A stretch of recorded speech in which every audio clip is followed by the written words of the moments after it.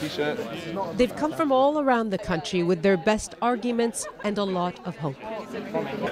Here to lend their names to the call, to the plea to turn the Brexit bus around. And there's not a lot of time left. We're losing our rights, freedoms, tangible benefits, and making the economy poorer, which makes things harder as well. They felt cheated by the Brexit vote. And now with a draft Brexit deal, they feel threatened, like these guys from Northern Ireland. We're all children of the peace process, and we have seen a prosperous and peaceful society that we don't want to lose on the basis of a deal that we think is cobbled together in an absolute disaster. Of all the dividing lines Brexit created, age was a big one. Statistics show the younger, the more likely to have voted Remain.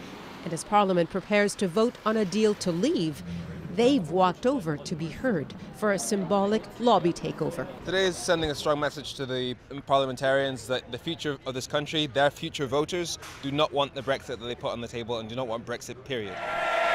Inside, there is occasional mention of, quote, young people. But there are millions of young people out there. Next generations of young people. I don't think many young people in our country think this is a good deal for Britain at all. What's missing is nuance about the impact. Rash Mahtani's jewellery business was inspired by studying in Paris and Florence.